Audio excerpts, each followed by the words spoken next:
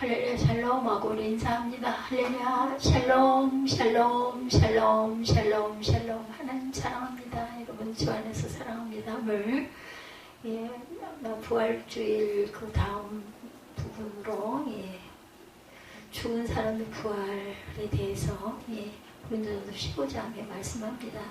오늘 본문이 12절부터 20절까지인데 15장에 대한 제 성경에 보니까 굉장히 길게 절마다 증거된 부분이 있어서 전하고 가도록 하겠습니다. 내가 전한 그 말 2절에 우리 앞부분 안 읽었죠.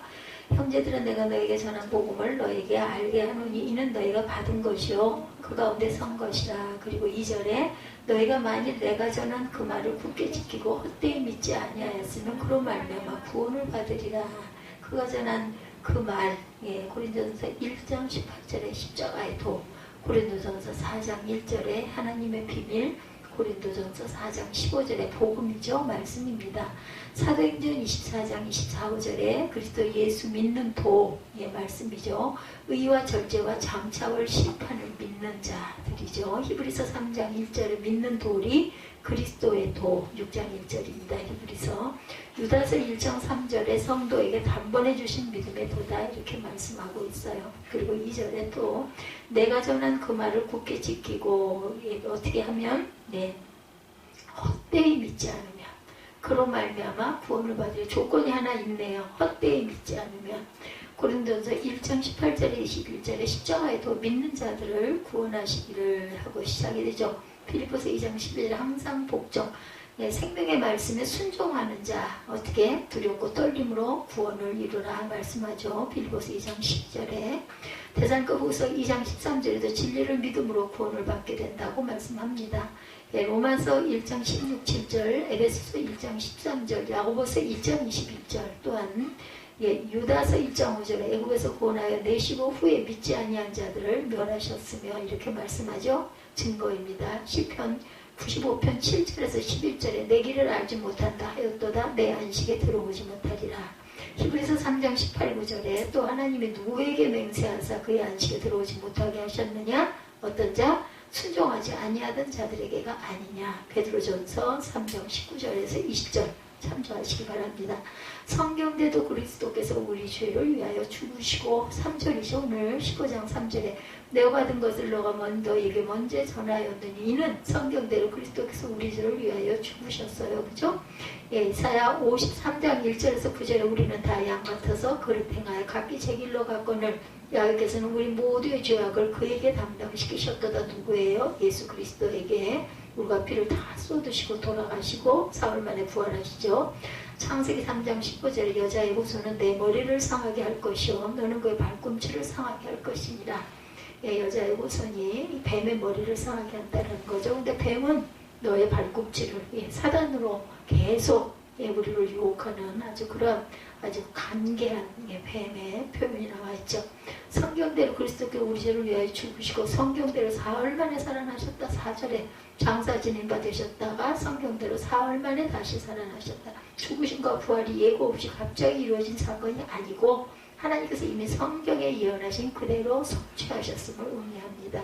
누가복음 24장 7절에 인자가 죄인의 손에 넘겨져 십자가에 못 박히고 3일 만에 다시 살아나야 하리라. 그 외에도 많죠. 마태복음 12장 39절에 40절, 16장 21절, 17장 23절, 20장 19절, 마가복음 9장 31절, 10장 34절, 누가복음 9장 22절, 13장 32절, 18장 33절, 24장 46절 이렇게 증거가 계속해서 말씀하시죠. 내가 죽었다가 십자가에 못 박혀 죽었다가 사흘 만에 살아나리라. 이 말씀이 이렇게 많아요. 또한 17절에 보면 우리가 읽은 부분이기도 합니다. 믿음도 헛되고 여전히 죄 가운데 있을 것이요 하죠. 5절 보면 게바에게 보이시고 후에 12 제자에게 그 후에 500여 명에게 일제에 보이셨나니 그 중에 지금까지 대다수는 살아있고 어떤 사람은 잠들었으며 그 후에 야고보에게도 보이셨으며 그 후에 모든 사도에게와 맨 나중에 만속되지 못한 난자 같은 내게도 누구? 바울이죠. 고린도전서니까 나는 사도 중에 가장 작은 자라. 나는 하나님의 교회를 박해하였으므로 사도라 칭함받기를 감당하지 못할 자다. 이렇게 얘기합니다. 17절에 다시 한번 보면 그리스도께서 다시 살아나신 일이 없으면 너희의 믿음도 헛되고 너희가 여전히 죄 가운데 있을 것이다. 성경은 예수를 주로 시인할 뿐 아니라 하나님께서 그를 죽은 자 가운데 살리신 것을 마음에 믿으면 구원을 얻게 된다고 말씀하죠. 로마서 10장 9절에. 그러나 죽은 자의 부활이 없다면 천국에 들어갈 영혼이 없어요. 그죠? 영광된 몸을 얻지 못하기 때문에 우리가 바라는 것은 이상뿐이다. 그러므로 그리스도께서 다시 사신 것이 없으면 우리도 믿음도 헛되고 그리스도의 십자가에서 피 흘려 죽으심으로 우리를 죄에서 구원하신 것 역시 아무런 가치도 없게 된다. 사망이 한 사람으로 말미암았으니 죽은 자의 부활도 한 사람으로 말미암아 21절에 증거합니다.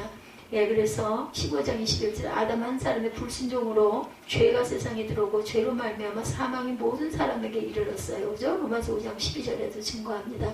이와 마찬가지로 예수 그리스도의 한 사람이 우리의 죄를 위하여 십자가에 죽으시고 부활하심으로 그를 믿는 모든 자들이 부활하여 영생에 이르게 된 것이다. 로마서 5장 18, 9절이죠. 그런즉 한 범죄로 많은 사람이 정죄에 이른 것 같이 한 의로운 행위로 말미암아 많은 사람이 의롭다 하심을 받아 생명에 이르렀느냐. 한 사람이 순종하지 아니함으로 많은 사람이 죄인 된 것 같이 한 사람이 순종하심으로 많은 사람이 의인이 됐다. 그리고 23절에 보니까 각각 자기 차례대로 되니라. 아담 안에 모든 사람이 죽은 것이 그리스도 안에서 모든 사람이 삶을 얻으리라. 그러나 각각 자기 차례대로 되리니 먼저는 첫 열매에는 그리스도의 다음에는 그가 강림하실 때 그리스도에게 속한 자요. 그 후에는 마지막이니 그가 모든 모퉁이와 모든 권세와 능력을 멸하시고 나라를 아버지 하나님께 바칠 때다. 이렇게 얘기하고 있죠.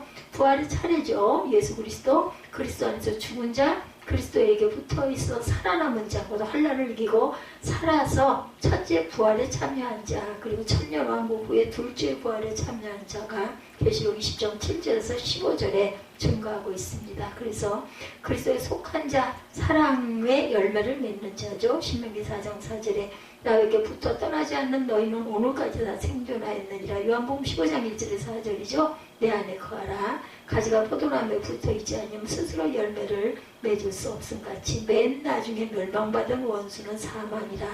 계시록 20장 10절입니다. 그들을 미혹하는 마귀가 불과 유황못에 던져지니 자기는 그 짐승과 거짓 선지자도 있어 거기에는 세세토록 밤낮 괴로움을 받으리라고 이렇게 말씀하고 있습니다.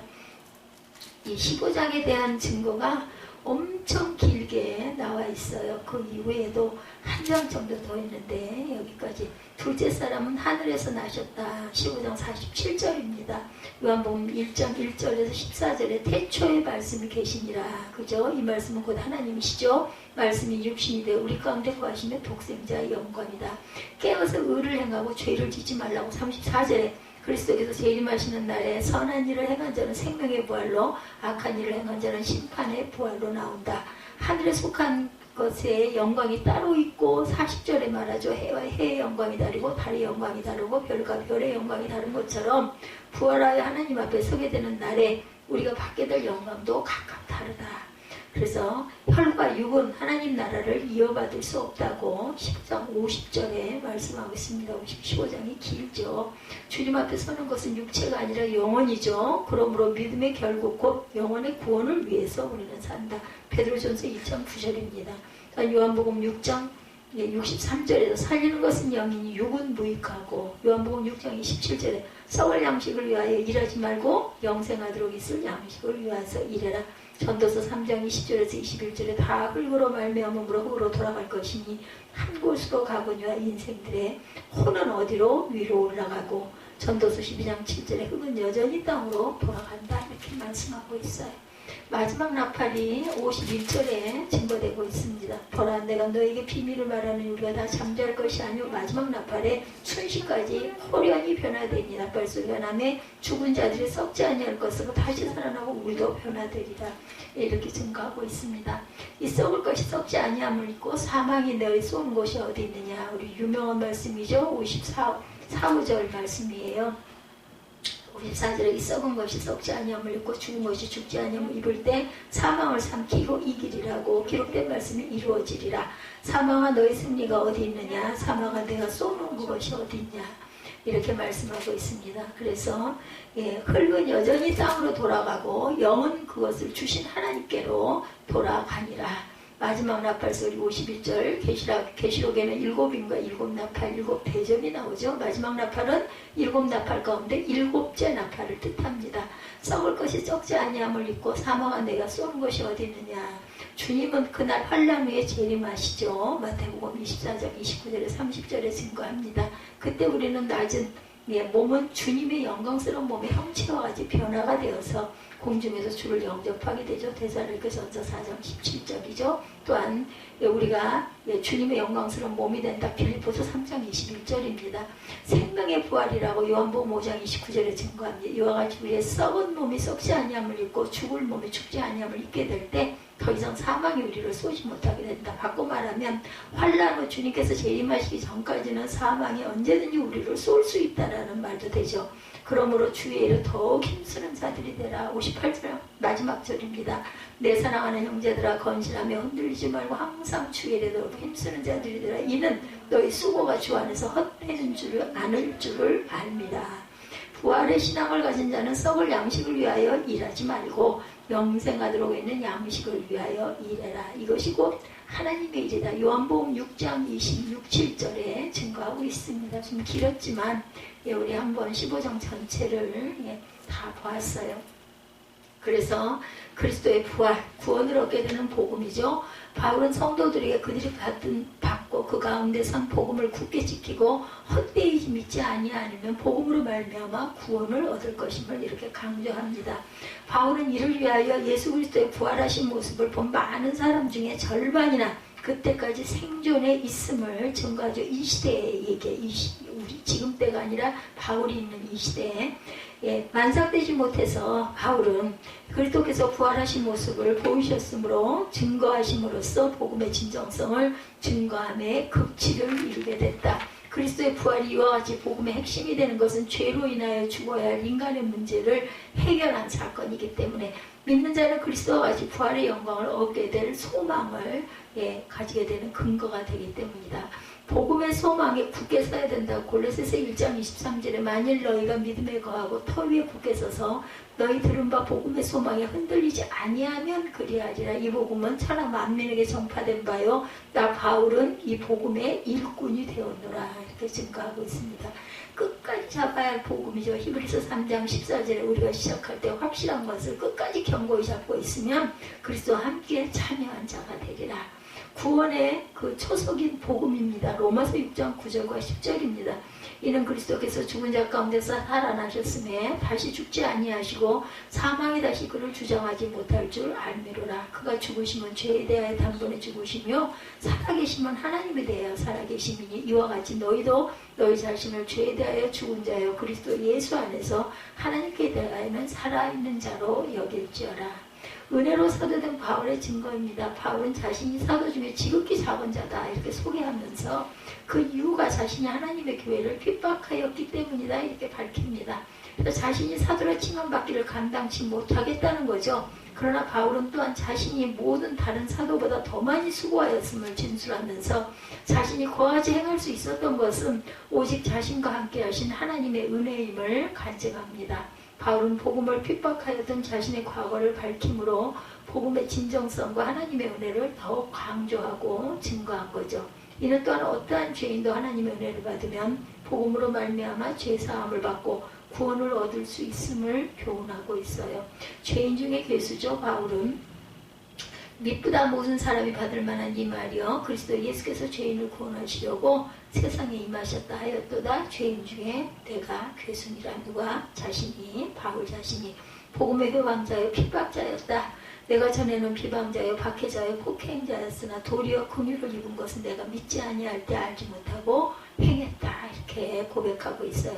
그리스도의 인내와 긍휼을 입는다고 디모데전서 1장 16절에 그러나 내가 긍휼을 입은 까닭은 예수 그리스도께서 내게 먼저 일체 오래 참으심을 보이사 후에 주를 믿어 영생 얻는 자들에게 본이 되게 하려고 나를 살려두셨다라는 거예요. 부활이 없다는 자들에 대한 반론이 나옵니다. 그리스도의 부활의 증거가 되죠. 바울은 고린도께서 죽은 자의 부활이 없다는 자들에 대해서 반박하죠. 누가 부활이 없다 하느냐 12절에 보면 그리스도의 부활이 죽은 자의 부활의 증거임을 진술합니다. 그리스도께서 무덤에서 부활하시면 성도들의 부활의 첫 열매가 되셨다라고 말씀하고 있어요. 그죠? 12절 돌아와서 다시 봅니다. 그래서 죽은 자 가운데 살아나시다 전파됐고 너희 중 어떤 사람이 어찌하여 죽은 자 가운데 부활이 없다 하느냐. 만일 죽은 자의 부활이 없으면 그리스도도 다시 살아나지 않는다. 그리스도의 죽음과 부활이 거짓이면 모든 믿는 자의 믿음이 헛되다. 만일 그리스도 안에서 성도들이 바라는 것이 다만 세상뿐이라면 모든 사람 가운데 성도들이 더욱 불쌍한 자다 볼 하늘을 바라고 예배하고 기도할 필요가 뭐가 있냐는 거죠. 성경대로 사흘 만에 부활하셨어요. 마태복음 16장 21절 이때로부터 예수 그리스도께서 자기 예루살렘에 올라가 장로들과 대제사장들과 서기관들에게 많은 고난을 받고 죽임을 당하고 제3일에 살아나야 할 것을 제자들에게 비로소 나타내시며 믿음의 증거입니다. 사도행전 17장 31절에 이는 정하신 사람으로 하여금 천하를 공의로 심판할 날을 작정하시고 이에 그를 죽은 자 가운데 다시 살리신 것으로 모든 사람에게 믿을 만한 증거를 주셨음이니라 하니라. 이렇게 증거하고 있습니다. 그래서 부활의 첫 열매가 되셨어요. 그리스도는. 그죠? 바울은 그리스도께서 부활의 첫 열매 되셨음을 이렇게 증거합니다. 그래서 16절에 죽은 자가 살아나는 일이 없으면 그리스도가 다시 살아나는 일이 없을 터요. 그리스도가 다시 살아나신 일이 없으면 너희 믿음도 헛되고 너희가 여전히 죄 가운데 있을 것이다. 그리스도 안에서 잠자는 자도 망하였으리라. 만일 그리스도는 우리가 바라는 것이다. 다만 이 세상은 삶뿐이며 모든 사람 가운데 우리가 더욱 불쌍한 자다. 그러나 이제 그리스도의 죽은 자건 다시 살아나서 잠자는 자들의 첫 열매 20절에 증거하고 있습니다. 아담의 죄로 인류의 죄가 들어와 사망이 임하듯이 그리스도에 믿는 모든 자는 생명을 얻게 됐다. 바울은 부활하신 그리스도께서 다시 오실 때 만물이 그의 발 앞에 두신 바 되며 그리스도께서 만유의 주로 만유를 통치하실 것이다. 이렇게 강조하죠. 그때 그리스도의 심판이 있을 것인데 맨 나중에 멸망받을 원수는 사망이다. 하나님의 능력으로 부활하죠. 사도행전 2장 32절에 이 예수를 하나님이 살리신지라 우리가 다 그 일의 증인이로다. 성도의 부활입니다. 데살로니가전서 4장 17절에 그 후에 우리 살아남은 자들도 그들과 함께 구름 속으로 끌어올려 공중에서 주를 영접하게 하시리라. 그리하여 우리가 항상 주와 함께 있으리라. 휴고 사건이죠. 선한 행실을 더럽히는 악인들에 대해서 말씀하고 있어요. 20절 후반부에 보면 그가 모든 원수를 발 아래 둘 때까지 반드시 왕노로 타시기니 맨 나중에 멸망받은 원수는 사망이니라. 26절에 이렇게 사망에 대해서 얘기하죠. 죽은 자의 부활이 없음을 주장하는 자들에 대하여 그들의 선한 행실을 더럽히는 자들이라고 말하면서 성도들에게 깨어 일을 행하고 죄를 짓지 말아라. 바울은 그리스도의 부활을 부정한 자들에 대해서 자신이 그리스도의 복음을 위하여 죽음을 무릅쓰고 수고하는 것은 부활에 대한 소망이 있기 때문임을 말하면서 그리스도의 부활과 성도의 부활 소망이 진실임을 증거합니다. 만물을 그에게 복종하실 때는 아들 자신도 그때 만물을 자기에게 복종하신 이에게 복종하게 되리니 이는 하나님이 만유의 주로 만유 안에 계시라 하심이라. 만일 죽은 자를 도무지 살아나지 못하면 죽은 자들 위하여 세례를 받느니 무엇하겠느냐. 어찌하여 그들을 위하여 세례를 받느냐. 어찌하여 우리가 언제나 위험을 무릅쓰리요. 형제들아 내가 그리스도 예수 우리 주 안에서 가진 바 너희에 대한 나의 자랑을 두고 단언하느니 나는 날마다 죽노라. 내가 사람의 방법으로 에베소에서 맹수와 더불어 싸웠다면 내게 무슨 유익이 있겠느냐. 죽은 자가 다시 살아나지 못한다면 내일 죽을 터이니 먹고 마시자 하리라. 속지 말라. 악한 동무들은 선한 행실을 더럽히나니 깨어 의를 행하고 죄를 짓지 말라. 하나님을 알지 못하는 자가 있기로 내가 너희를 부끄럽게 하기 위하여 말하노라. 34절에 부활에 없다는 자들에 대해서 반론이 34절까지 이루어졌어요. 그죠? 26절부터 신령한 몸인 부활체다. 바울은 육체의 부활을 부정하는 자들이 어떻게 죽은 자들이 다시 살며 어떠한 몸으로 오느냐 질문에 대해서 대답합니다. 땅에 뿌려지는 씨가 죽어 썩지 않으면 다시 살아나지 못하고 미리 아무런 형상이 없이도 그것이 자라서 형체를 갖게 됨을 진술하면서 하나님께서 각 종자에게 형체를 주신다. 이렇게 증거하고 있죠. 34절 이후 봅니다. 누가 묻기로 죽은 자들 어떻게 살아나며 어떠한 몸으로 오느냐 하리라. 어리석은 자여 내가 뿌리는 씨가 죽지 않으면 살아나지 못한다. 예, 쭉 증거합니다. 내가 뿌리는 것은 장래의 형체를 뿌리는 것이 아니고 다만 밀이나 다른 것에 알맹이 뿐이로다. 하나님이 그 뜻대로 그에게 형체를 주시되 각 종자에게 그 형체를 주시느니라. 육체는 다 같은 육체가 아니니 하나는 사람의 육체요, 하나는 짐승의 육체, 하나는 새의 육체, 하나는 물고기의 육체라. 하늘에 속한 형체도 있고 땅에 속한 형체도 있으나 하늘에 속한 것에 영광이 따로 있고 땅에 속한 것에 영광이 따로 있으니 해의 영광이 다르고 달의 영광이 다르며 별의 영광도 다른데 별과 별의 영광이 다르도다. 42절입니다. 죽은 자의 부활도 이와 같다 이렇게 얘기하죠. 그래서 신령한 몸으로 다시 살 것임을 밝히면서 부활체가 세상에서 육신만으로 다른 영광스러운 신령한 몸이 될 것을 진술합니다. 영광의 몸, 빌립보서 3장 21절. 그는 만물을 자기에게 복종하게 하실 수 있는 자의 역사로 우리의 낮은 몸을 자기 영광의 몸의 형체와 같이 변하게 하시리라. 씨가 죽어야 열매를 맺죠. 요한복음 12장 24절. 내가 진실로 진실로 너에게 이르노니 한 알이 미리 땅에 떨어져 죽지 아니하면 한 알 그대로 있고 죽으면 많은 열매를 맺느니라. 하늘에 속한 형상을 잊게 된다라고 말씀하고 있어요. 그래서 죽은 자의 부활도 이와 같이 썩을 것으로 신고 썩지 아니할 것으로 다시 살아나고 44절에 육의 몸으로 신고 신령한 몸으로 살아나니 육의 몸이 있은즉 영의 몸도 있느니라. 기록된 바 첫사람 아담은 생명이 되었다는 것 같이 마지막 아담은 살려주는 영이 되었다라고 말합니다. 그래서 하늘에 속한 형상을 우리는 잊게 됐어요. 첫사람 아담과 마지막 사람이 그리스도의 차이를 예로 들고 첫사람이 땅에서 났으니 둘째 사람 어디서? 하늘에서 난 것 같이 성도가 흙에 속한 자의 형상을 입은 것 같이 또한 하늘에 속한 자의 형상을 입게 될 것이다. 살리는 영이라고 이렇게 얘기하죠. 아담은 살려주는 영이 되었느니라. 그러나 신령한 사람이 아니요 육의 사람이니 그 다음에 신령한 사람이니라. 이렇게 육의 영도 있고 육의 몸도 있고 영의 몸도 있어요. 그래서 47절에 첫사람 땅에서 났으니 흙에 속한 자이거니와 둘째 사람은 어디서? 하늘에서 나셨느니라. 48절에 무릇 흙에 속한 사람은 저 흙에 속한 자와 같고 무릇 하늘에 속한 자들은 하늘에 속한 이와 같으니 우리가 흙에 속한 자의 형상을 입은 것 같이 또한 하늘에 속한 이 형상을 입으리라. 내가 이것을 말하니 혈과이곤 하나님 나라를 이어받을 수 없고 썩는 것은 썩지 아니하는 것을 유혹으로 받지 못하느니라. 내가 너에게 비밀을 말하노니 우리가 다 잠잘 것이 아니오 마지막 나팔에 순식간에 호련히 변화가 되니 나팔 소리가 나며 죽은 자들이 썩지 아니할 것으로 다시 살아나고 무리도 변화되리라. 이렇게 말씀합니다. 성도가 육신의 형상을 입고 죽게는 되지만 하늘의 신령한 형상으로 부활할 것을 진술합니다. 살리는 일을 하는 영, 요한복음 6장 63절입니다. 살리는 것은 영이니 육은 무익하니라. 내가 너에게 이른 말은 영이요 생명이니라. 하늘의 시민권을 받았어요. 빌립보 3장 20절에 그러나 우리의 시민권은 하늘에 있는 자라 거기로부터 구원받는 자 곧 예수 그리스도를 기다리노니 그는 만물을 자기에게 복종하게 하실 수 있는 자의 역사로 우리의 낮은 몸을 자기 영광의 몸과 몸의 형체와 같이 변하게 되라. 그래서 성도가 부활하죠. 그리스도께서 재림하실 때 성도가 부활할 것임을 말합니다. 그래서 55절에도 사망한 너의 승리가 어디 있느냐 내가 쏘는 것이 어디 있느냐 그 광경을 묘사합니다. 그때 죽었던 성도들이 변화되어서 영광스러운 몸으로 부활할 것이다. 예수 그리스도로 말미암아 사망 권세를 이기게 될 것이다. 바울은 사망 권세를 이기고 부활하게 하시는 하나님께 감사하라고 그러죠. 그래서 사망아 쏘는 것이 죄요 죄의 능력 본능은 율법이라. 예수 그리스도로 말미암아 우리에게 승리를 주시는 하나님께 감사하노니. 58절 마지막 절 그러므로 내 사랑하는 형제들아 건실하며 흔들리지 말고 항상 주 일에 더욱 힘쓰는 자들이라. 이는 너희 수고가 주 안에서 헛되지 아니한 줄을 알리라. 날로 새로워지는 속사람입니다. 고린도 후서 4장 16절에 그럼 우리가 낙심하지 아니하노니 우리의 겉사람은 낡아지나 우리의 속사람은 날로 새로워지도다. 썩지 아니할 하나님의 나라입니다. 베드로전서 1장 4절에 썩지 않고 더럽지 않고 쇠하지 아니하는 유업을 잊게 하시나니 곧 너희를 위하여 하늘에 간직하실 것이라.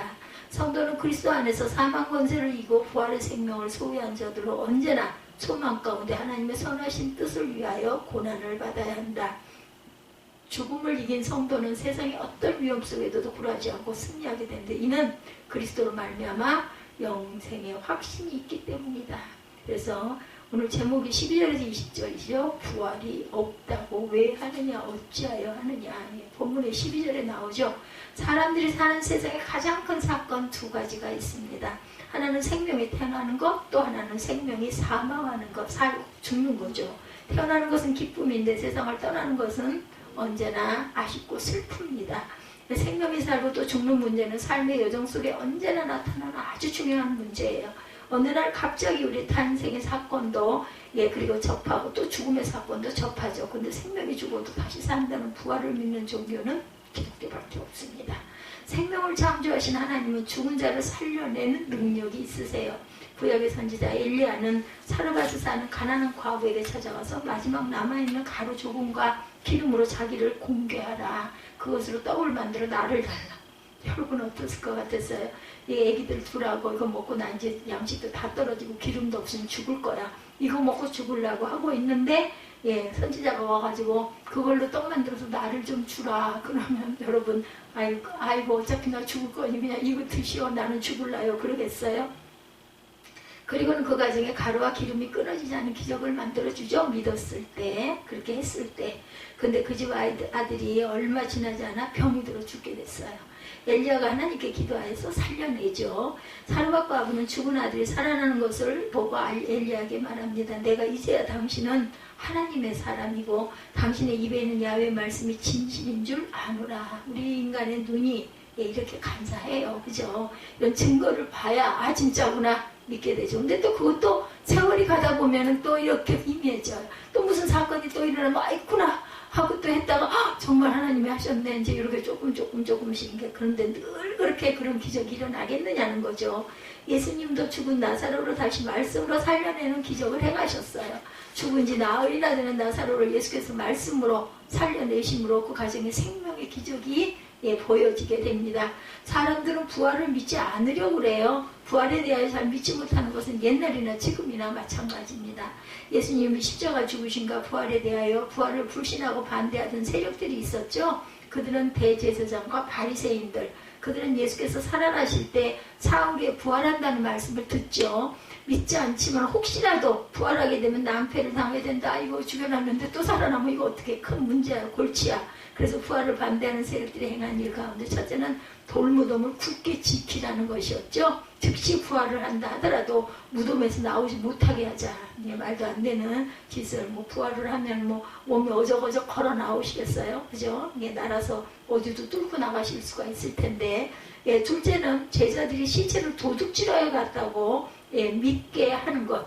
혹시라도 문제가 생기면 제자들이 예수의 시체는 훔쳐갔다. 그렇게 소문을 내자는 거죠. 사도행전 4장 1, 2절이에요. 사도들이 백성에게 말할 때 제사장들과 성전 맡은 자와 사두개인들이 이르러 예수 안에 죽은 자의 부활이 있다고 백성을 가르치고 전함을 싫어하여 이렇게 증거하고 있습니다. 베드로와 요한이 성전 문 앞에서 구원하던 장애인을 고쳐주고 부활의 주님을 증거할 때 반대하는 자들이 제자들을 붙잡아가죠. 예수님의 부활을 전하지 말라고 사도들의 입을 막고자 합니다. 종교 지도자들과 특히 사두개인들은 하나님을 섬긴다고 말은 하지만 몸의 부활을 믿지 않았어요. 부활을 안 믿어요. 바리새인들은 믿었습니다. 그 다른 부분이에요. 바리새인과 사두개인의. 예수 그리스도를 부인하고 자신들의 기득권을 지키기에 급급한 사람들이 오직 성전 제사에만 열심을 내고 그것을 통해 자기들의 이익만을 챙기는 사람들이었어요. 반면에 예수님의 제자들은 주님의 부활을 직접 목격하죠. 부활의 증인이 되려고 목숨을 거는 사람들이기도 합니다. 부활을 믿는 사람들과 믿지 않는 사람들이 만났을 때 영적인 큰 충동이 일어날 수밖에 없어요. 예수님의 부활은 너무나 놀랍고 기적적인 사건이기 때문에 처음에는 제자들도 잘 믿지를 못했어요. 믿지 않은 게 아니라 못 믿어. 어떻게 그런 일이 있어. 그죠? 우리들의 생각 밖의 것들은 이게 상상이 안 가요. 고래를 못 본 사람이 고래 그리라고 하니까 이만했다고 그러죠. 그런 영화도 있었어요. 마가복음 16장 14절에 그 후에 11제자가 음식 먹을 때 예수께서 그들에게 나타나사 그들의 믿음 없는 것과 마음에 완악한 것을 꾸짖으시니 이는 자기가 살아난 것을 본 자들의 말을 믿지 아니함이라 이렇게 증거하고 있습니다. 예수님의 부활을 목격한 사람들이 분명히 주님께서 다시 살아나셨다고 하는데도 잘 믿지를 못해요. 특히 의심하는 도마는 내가 손으로 주님의 못자국을 보고 옆구리에 손을 넣어보고 착자국을 확인해야 내가 믿지 그렇지 않으면 나는 못 믿어. 그래서 예수님은 믿음 없는 자들을 꾸짖으시고 도마에게 믿음 없는 자가 되지 말고 믿는 자가 되라. 만져보고 믿어라. 요한복음 20장 27절입니다. 하나님의 자녀들은 주님의 부활을 분명히 믿어야 한다는 것이죠. 믿음 없는 것은 죄예요. 살아계신 하나님을 믿고 말씀을 믿고 산다면 주님의 부활도 당연히 성경에 있는 말씀이니까 우리는 믿어야 됩니다. 글쎄 그거 어떻게 그렇게 되지? 그래서 좀 막연하긴 하지만 성경에 있으니까 이제 이럴 때 그런 말이 나와요. 무조건 믿어 의심하지 말고 너무 파고들려고 하지 말고 자꾸 의심이 생기니까 말씀이 맞으니까 우리보다 더 믿음 좋은 우리 선대들이 다 정리해 놓은 것이고 다 증거가 된 것이니 우리가 직접 거기에 참여하지 않았지만 믿읍시다. 이 얘기인 거예요. 덮어놓고 믿으라 그 얘기는. 또 밝혀낼 건 밝혀내고 의아한 거는 확인은 해야 합니다. 예수님의 부활은 역사적인 사실이고 당시의 불신자들도 보고 믿을 수밖에 없었던 객관적인 사실이라는 것을 믿어야 돼요. 우리가 그 시대에 살지 않았지만 또한 지금 우리가 이 시대에 살기 때문에 믿을 수 있는 것, 그 시대 사람들도 못 믿는 것들도 많잖아요. 제가 어제 어디 길을 가면서 그런 얘기를 했어요. 차 안에서. 차가 여기도 정체가 많이 돼요. 풍무동 그 사거리가. 그래서 제가 그랬어요. 그 왜 킥보드 타고 다니는 애들 있잖아요. 근데 아주 위험하죠. 자동차에 아주 정말 요즘에 그 오토바이 저기 음식 배달하는 사람들하고 킥보드 도로에서 막 다니는 사람 너무 무서워서 제가 차가 밀리고 정체에 있으면서 그 얘기를 했습니다. 네, 사무엘아 앞으로 한 50년쯤 넘어가면은 그 킥보드를 공중으로 붕 하고 타고 자동차 위로에서 날아갈 수 있는 혹시 그런 거는 물건이 나오지 않을까? 그랬더니 그러게 한 50년, 7, 80년 되면 그런 거 실험한다는 얘기가 혹시 있을 수는 있겠지. 그래서 아니 난 비행기 말고 비행기는 뭐 자리도 커야 떠 올라가고 뭐 한다니 그거 말고 그냥 순간이동을 몇 킬로 정도 이렇게 쫙 뭐 예를 들어 뭐 시속 뭐 몇 킬로로 할 수 있는 그런 게 나는 있지 않을까. 내가 옛날에 하도 저기 뭐죠 그 메시지 오는 거 그때 뭐였죠 이렇게 문자 오는 거 그걸 갖고 다닐 때 연락을 해야 되겠는데 공중전화 박스 그때 많았어요. 공중전화 박스가 앞에 가면 사람들이 줄을 서 있고 차를 주차하고 쫓아가서 전화 걸기도 너무너무 삐삐였었죠. 어렵고 그래가지고 발을 동동거릴 구를 때 개개인이 하나씩 들고 다닐 수 있는 혹시 그러한 전화가 있으면 참 좋겠다. 그러고 얼마 안 있어가지고 차에 카폰이 생기고 이만했어요. 무전기같이 큰. 그러고 났는데 지금 그러고 몇십 년 지나고 나니까 애기들까지도 전화기를 들고 다니는 시대가 됐듯이 킥보드가 하늘을 날아서 길이 너무나 안 빌리고 할 때는 이제 공중에서 충돌이 되면 큰일이겠지 뭐 어쨌든. 그렇게 순간순간 갈 수 있는 그런 게 좀 생기면 너무나 좋겠지 않니? 그런 얘기를 했던 경우가 있습니다. 없는 사실을 믿으려는 것이 아니라 진리고 사실인 것을 믿어야 되겠죠. 예수님의 부활을 믿고 나의 부활도 믿는 것이 우리의 신앙이라는 거. 제가 참 어리석은 생각을 했는지는 모르지만 답답하고 불편하니까 그런 생각을 했던 것처럼 성경에 정확하게 정리되어 있는 것은 우리가 믿어야 그게 믿음인 거죠. 믿음 생활이 바로 그게 믿음입니다. 14절 말씀에 바울사도는 그리스도께서 만일 다시 살아나지 못하셨으면 우리가 선포하는 것도 헛것이고 또 너희 믿음도 헛것이다. 뭐 안 살아나셨으니까. 예수께서 부활한 것이 거짓이고 꾸며낸 이야기였다면 얼마 지나지 않아 모두 탄로가 났을 것이다. 역사는 진실을 다 밝히죠. 나중에 세월이 흘러서. 근데 지금 2000년이 넘게 흘러갔어요. 그죠? 아무리 사람들이 위장하고 속이고 거짓을 만들어 한다 하더라도 한 세기가 지나면 드러나게 됩니다. 예수님의 부활이 거짓이었다면 제자들이 그렇게 능력 있는 증인이 또한 되지도 못했을 거예요. 그 이후에 교회들이 이렇게 많이 세워지지도 않았을 것입니다. 바울이 이렇게 부활에 대해서 이렇게 전도를 하고 그죠? 그 전도라기보다는 뭐예요? 그 선교죠, 선교. 뭐 그냥 땅 끝까지 난 전하고 다닐 거야 하고 다녔으니까. 그때 그 지도를 보면 4바퀴를 돌았다. 바울이 정말 건강한 사람이에요. 그분은. 그 건강도 하나님이 주셨겠죠. 그 사명을 주셨으니까. 주님의 부활을 직접 목격하기에 의심 많은 도마도 바벨론을 지나 인도 남부지방까지 가서 복음을 전했다고 이렇게 증거합니다. 주님께서 말씀하신 대로 땅 끝까지 이르러 주님의 부활의 증인이 되고자 합니다. 도마는 힌두교 제사장들의 반대를 받고 AD 70년경에 불가마에 던져줘도 죽지 않자 창에 찔려 순교하게 됩니다. 부활 사건에는 아주 큰 기쁨이 함께하죠. 죽은 자가 살아나기 때문에 기쁨이 있어요. 생명을 얻는 것보다 더 귀한 것은 없죠.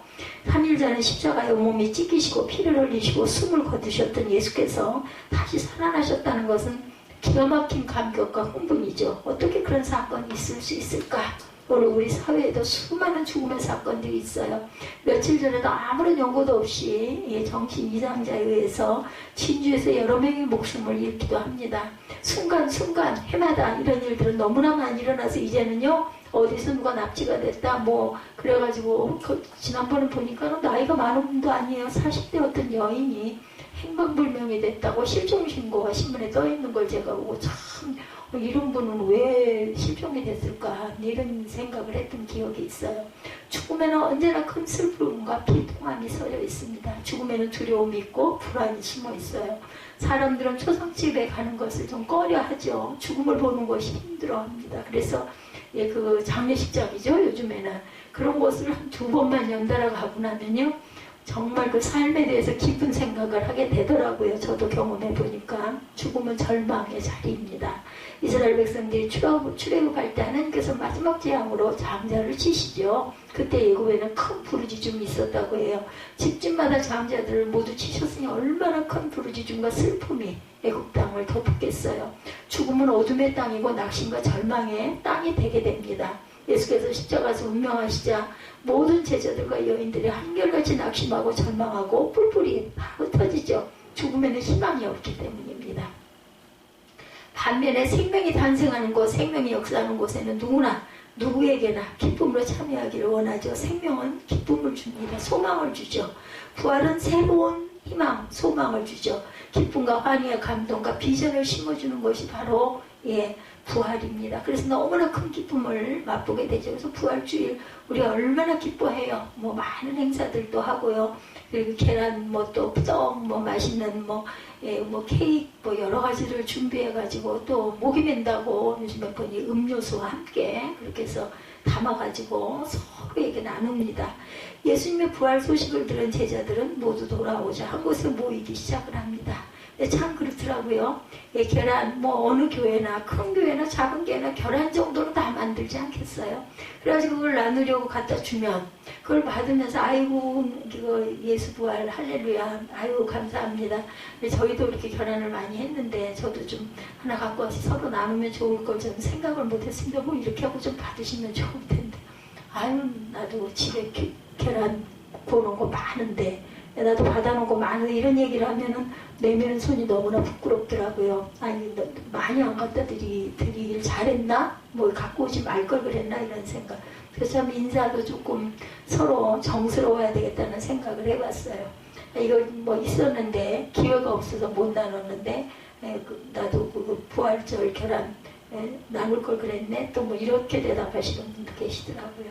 부활주의를 기점으로 우리 교회에 소망과 기쁨이 가득한 교회, 나눔의 교회가 되기를 주님의 이름으로 축복합니다. 부활하신 주님을 보고 요한복음 20장 20절에 제자들이 주를 보고 기뻐하더라 하였어요. 또 누가복음 24장 41절에도 그들이 너무 기쁨으로 아직도 믿지 못하고 놀랍게 여길 때라고 합니다. 마태복음 28장 8절에도 그 여자들이 무서움과 큰 기쁨으로 빨리 무덤을 떠나 제자들에게 알리려고 다른 박질할세 이렇게 기록되어 있습니다.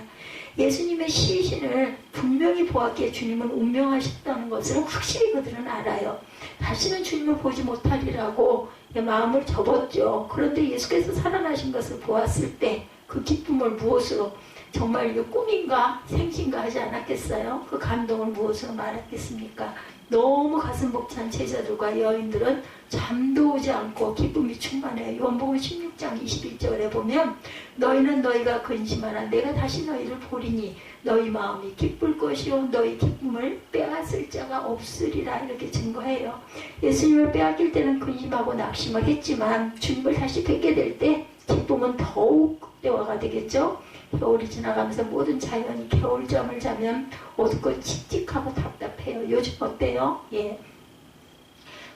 벚꽃이 하얗게 피어가지고 그게 이제 바람에 비에 거의 없더라고요. 안 보여요. 근데 그 대신에 초록잎사 저는 아주 진한 초록보다는 연두색을 참 좋아하는데 아주 그 나무에 굉장히 컸어요. 길을 이렇게 차가 이렇게 가면서 보니까 전부 다 연녹색들이 그렇게 어느 사이에 일주일 한 열흘 사이에 눈에 확 띄게 많아지는 걸 보니 세상에 환한 느낌이 들더라고요.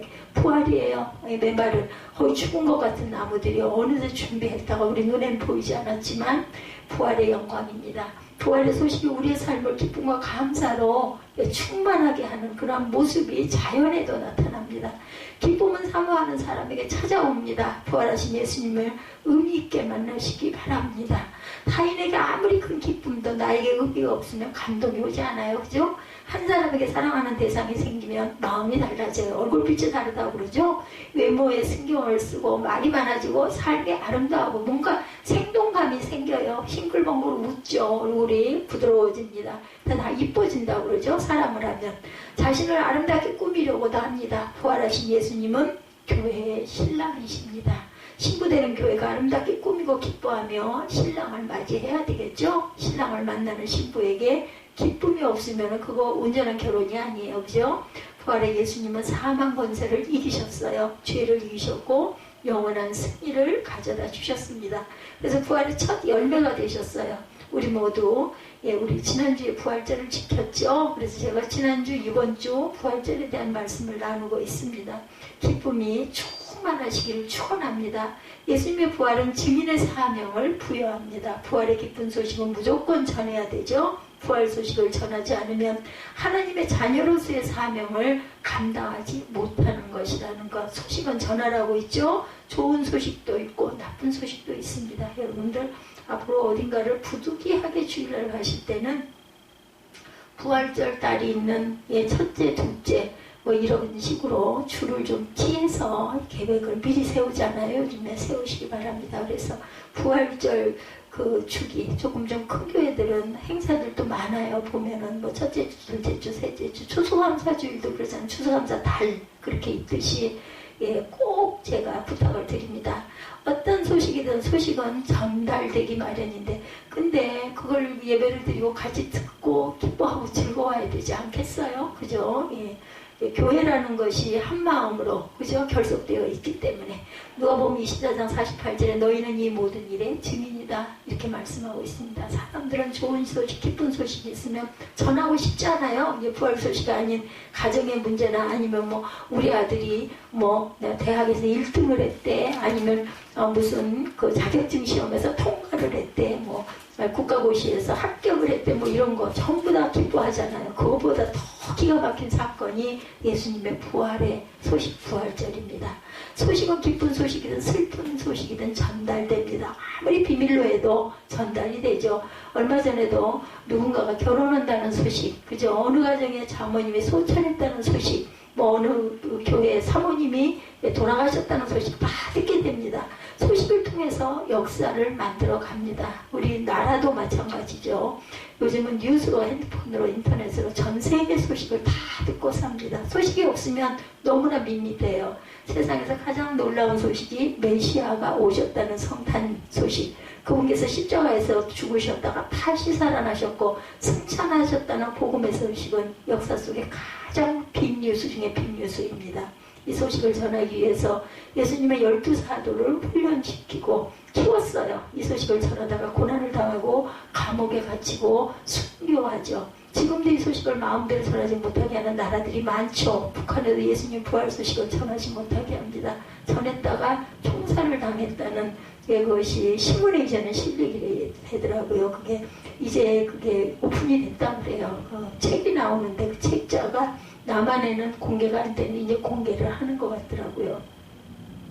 중국에도 마음대로 전하지 못하고 중동 지역에는 예수님의 부활 소식을 전했다가는 또한 목숨이 되었고 그럼에도 불구하고 이 부활의 소식을 전하는 것은 모든 그리스도인들의 사명이 되었어요. 사도행전 1장 22절에 항상 우리와 함께 다니던 사람 중에 하나를 세워 우리와 더불어 예수께서 부활하심을 증언할 사람이 되게 하여야 하리라 이렇게 증거합니다. 가룟 유다 한 사람이 죽고 12사도에서 빠졌기 때문에 또 한 사람을 세워서 예수님의 부활을 증언해야 한다는 거 맞디하죠. 예수님의 부활을 직접 눈으로 목격한 제자들의 마음은 뜨겁기 그지없어요. 부활 소식을 전하지 않으면 견딜 수가 없어도 튀어나가죠. 각 나라로 퍼져나갑니다.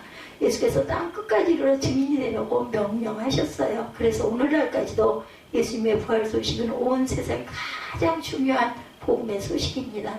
12제자들이 살아있을 때 예수님의 부활 소식이 아주 뜨거운 뉴스였어요. 그렇게 분명하게 살아있는 뜨거운 소식이 100년이 지나고 1000년이 지나오면서 식어지기 시작합니다. 세상이 바뀌게 되니 사람들은 예수님의 부활에 대하여 관심을 갖지 않습니다. 오늘날 많은 성도들은 영생과 부활이라는 것에 별다른 매력을 느끼지 못하고 있어요. 이 세상에서의 행복과 이 땅에서 누리고 잘 사는 것에 더 많은 관심을 가지고 이야기합니다. 얼마나 잘 살아요. 요즘에는 65세에서 70세가 중년이라고 한대네요. 청년이라고 하든가 중년이라고 바뀌었대요. 그래서 80세가 훨씬 지나가야 노년층이 된다. 왜냐하면 100세 시대이기 때문에. 그런데 얼마나 열심히 활동을 할 수 있을까요? 건강하신 분들은 70대에서 80대까지도 아마 건강하게 활동을 하시겠지만 그 안에 몸이 불편한 분들은 연세가 있으면 젊을 때처럼 그렇게 열심히 일을 못하죠. 그렇기 때문에 저는 40대, 50대, 60대 황금기라고 생각합니다. 영생과 부활의 소식은 아주 중요한 주제가 되어서 부활의 소식은 죽은 자의 사망 소식이 아닌 다시 살아난 생명의 소식이라는 것. 우리는 살아있는 생명의 이야기에 관심을 최대한 귀를 열고 가져야 합니다. 예수님 부활에 대한 증인들이 역사를 이어가며 계속 증언해 왔기 때문에 오늘 우리도 예수님의 부활을 분명하게 믿습니다. 2000년 역사 속에 단 한순간도 부활의 증인들이 끊어진 적이 없어요. 증인들의 입을 통해 또 입을 통해 세대를 이어오며 부활의 증인들이 되어옵니다. 오늘 이 시대에 우리의 부활의 증인이 될 사명을 가지고 있죠. 믿음의 선조들이 전한 부활 소식을 우리도 다 함께 증거해야 합니다. 1885년 4월 5일이죠. 언더우드와 펜잘러 두 선교사가 부활주일 아침에 제물포항에 발을 내딛습니다. 공적으로 한국 기독교의 시작은 그렇게 출발했어요. 그렇게 오랜 세월이 아니죠. 1885년이니까. 바울 사도가 전한 부활의 주님, 베드로와 모든 사도들이 목숨을 걸고 전한 부활의 예수님 소식은 그렇게 흘러서 우리나라까지 오는데 1800년 걸렸습니다.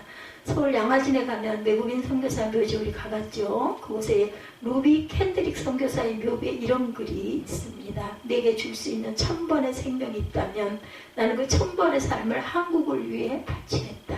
캔드릭 선교사는 25세의 처녀로 한국에 와서 1년도 채 안 돼요. 26세의 나이로 주님께 돌아간 선교사입니다. 루비 캔드릭이 부모님께 보낸 편지에 이런 글이 있습니다. 어머니 아버지, 이곳 조선 땅에 오기 전 집들이 심었던 꽃들이 활짝 피어났다는 소식을 들었을 때 하루 종일 집 생각만 했습니다. 이곳은 참으로 아름다운 곳입니다. 모두들 하나님을 닮은 사람들 같습니다. 아마 몇십 년이 지나면 이곳은 예수님의 사랑이 넘치는 곳이 될 것 같습니다. 저는 복음을 듣기 위해 20km를 맨발로 걸어오는 조선의 어린 아이들을 보았습니다. 그들 안에 있는 하나님의 사랑 때문에 오히려 위로를 받습니다. 그러나 한편에서는 탄압이 점점 심해지고 있습니다. 그저께는 예수님을 영접한 지 일주일도 안 되는 서너 명이 끌려가 순교를 당했습니다. 부둣가에서 저를 끝까지만 잊었던 어머니의 얼굴이 자꾸 제 눈앞에 어른거립니다. 어쩌면 이 편지가 마지막일 수도 있습니다. 저는 이곳에서 작은 씨앗이 되기로 결심했습니다. 제가 씨앗이 되어서 이 땅에 묻히게 되었을 때 아마 하나님의 시간이 되면 조선 땅에는 많은 꽃들이 피고 그들도 여러 나라에서 씨앗이 될 것입니다. 저는 이 땅에 저의 심장을 묻겠습니다. 바로 이것은 조선에 대한 저의 열정이 아니라 하나님의 조선에 대한 열정이라는 것을 알게 되었습니다. 어머니 아버지 사랑합니다. 루비 캔들이 편지의 내용이에요. 눈물이 나네요. 그녀는 병이 들어 주님 품 안에 가게 되는데 병을 치료하면서 텍사스 교회 청년들에게 보낸 편지에 만일 내가 죽으면 텍사스 청년회원들에게 10명씩 20명씩 한국으로 나오라고 전해주세요. 만일 내게 일천의 생명이 있다면 그것을 모두 한국에 주렵니다.